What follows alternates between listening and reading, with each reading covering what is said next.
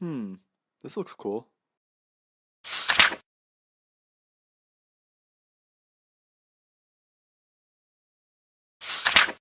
Well, I'm here at Comic Heroes. I'm Death Lake leader from the Calinoobs, and we're here in Fullerton at Comic Heroes again, once I said, and we're here with Enrique Munoz, the owner of the store. Enrique. And I mean, I shop here. I don't know if you remember me from a couple Yeah, times. you look familiar. And I know you guys specialize in variant covers. Is that bigger business for you guys? Well, we're kind of opening up the shop. We wanted to differentiate ourselves from most other stores. So, while we have the opportunity to order the same books everybody else does, we have a business relationship with a couple other stores, and through that relationship, we're able to get some of the variants that most other stores in the area don't. So, we have the Scotty Young wall, up over on that side of the store. We have access to all the hip-hop covers that are coming out and some of the, higher-end variants. So it does really well for us because a lot of people do come here specifically for variants now. I know you guys have a comic shop that's like right down the street from it. Does that affect you guys at all? No. Like I had told that business owner as well, for us, we have our loyal customers. We provide a different service than they do. We also kind of provide a different product than they do. I don't buy collections, so you're not going to find, say, a lot of older product. What you find here with me is the new stuff. Key issues, variants, and stuff that's come out within the last 3 years. So people looking to kind of pick up and, find comic books that are very relevant to their current collections, they know they can come find them here. Okay. And being in Fullerton, college town, does that help out? Yeah, that was the whole reason I wanted to be in Fullerton. Before I had opened the store, I hung out here a whole lot. And when the idea for opening up a store came to me, location is key. You want to go where the people are. And I had always considered Fullerton to be a place. There were 3 other locations, but they were all relatively close to college towns. Or at least close to the university anyway. But it was always the intent to be in Fullerton, relatively close to the college.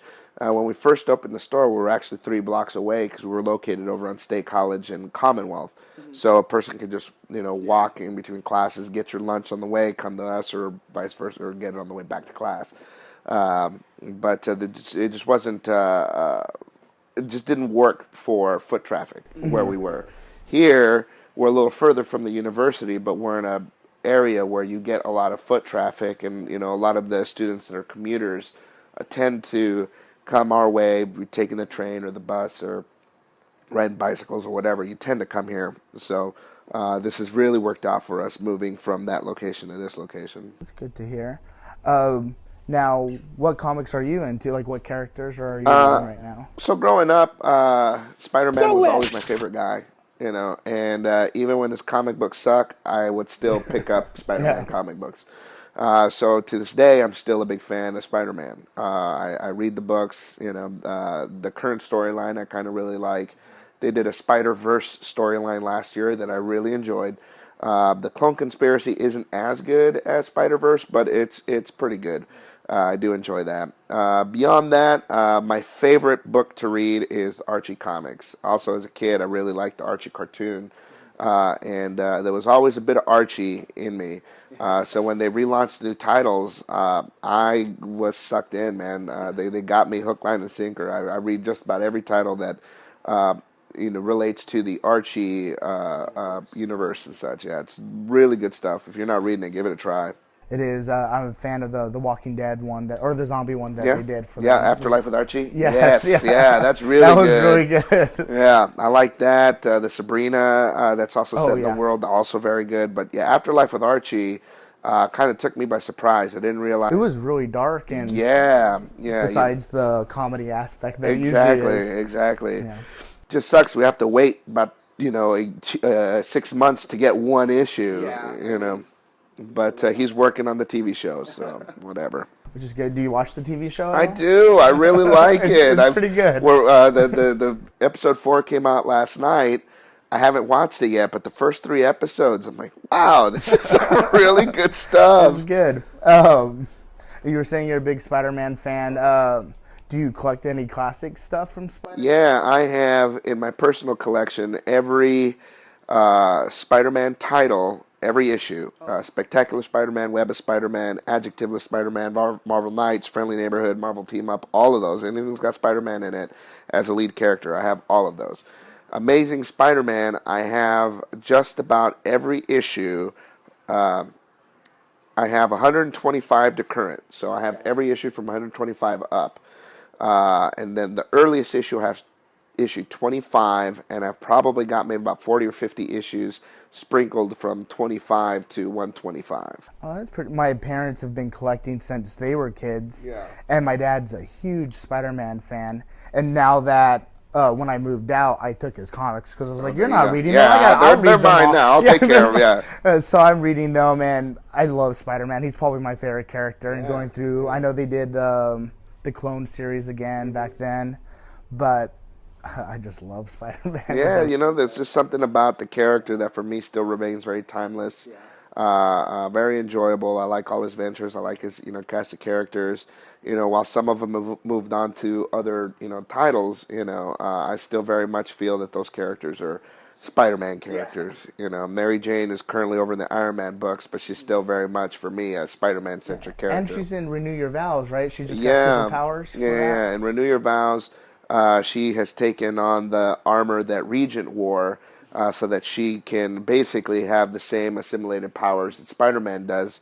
They have a daughter, Annie, who has Peter Parker's powers, so they fight crime as a family.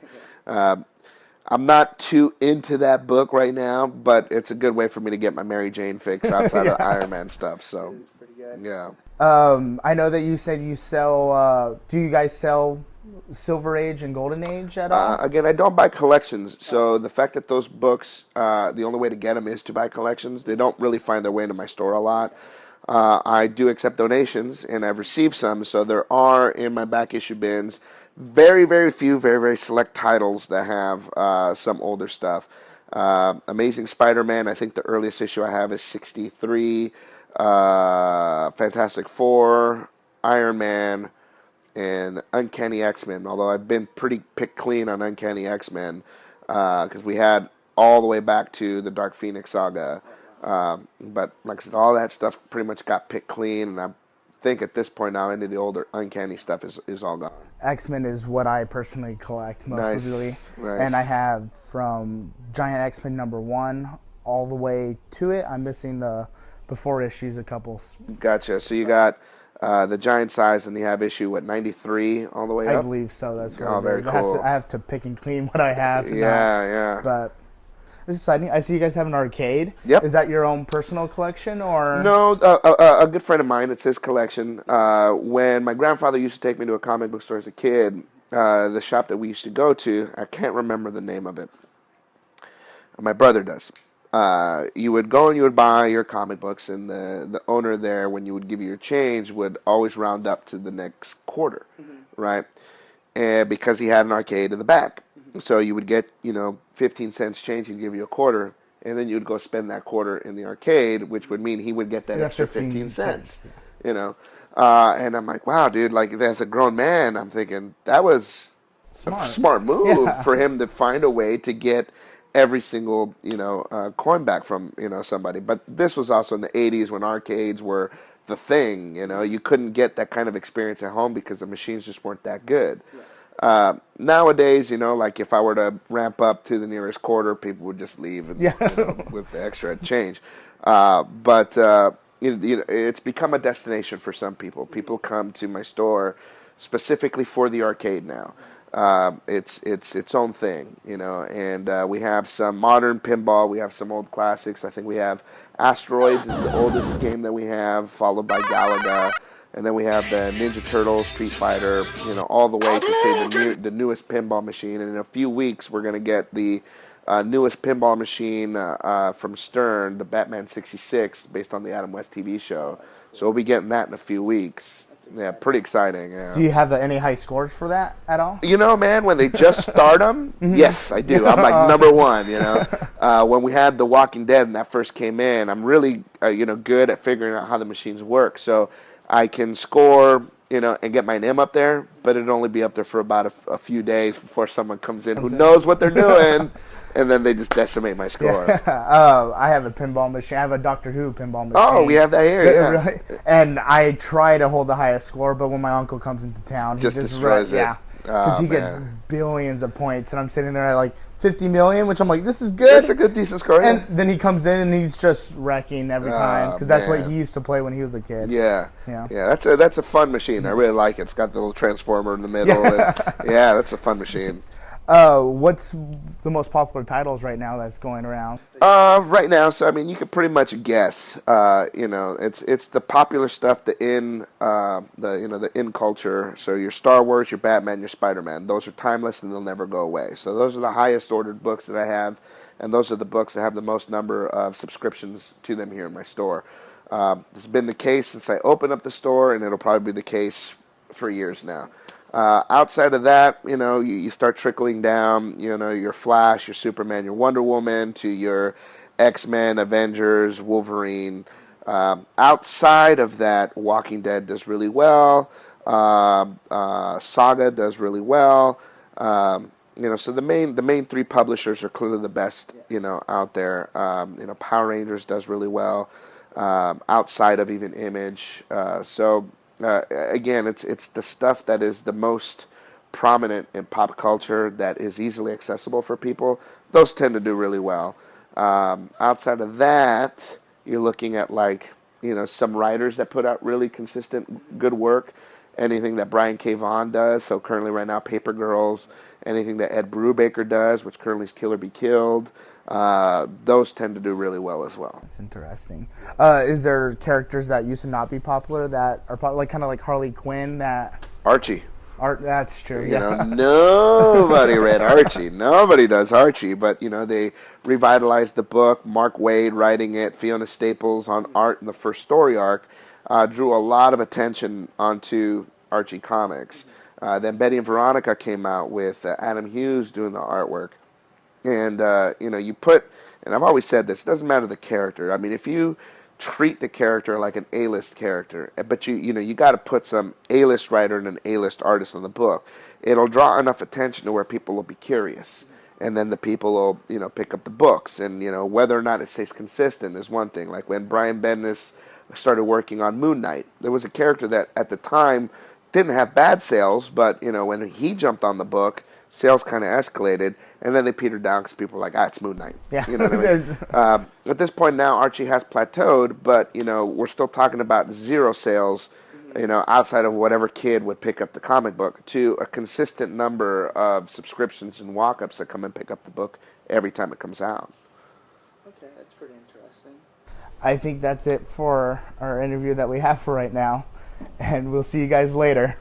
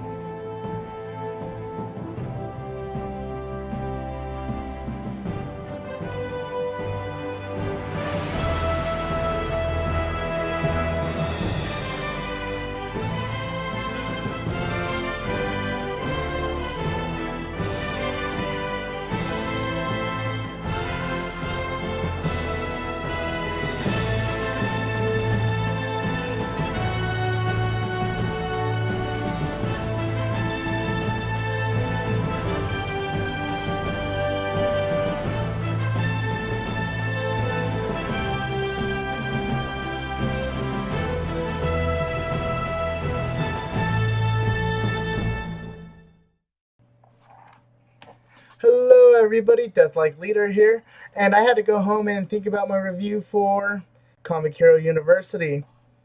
I spoke with my analysts and we decided we'd give this place 4.5 out of 6 Infinity Stones. It's a great little shop in downtown Fullerton that specializes in variant covers and in just modern comics. It's a great little place to pitch your pull list at and talk to the owner. Thank you for watching.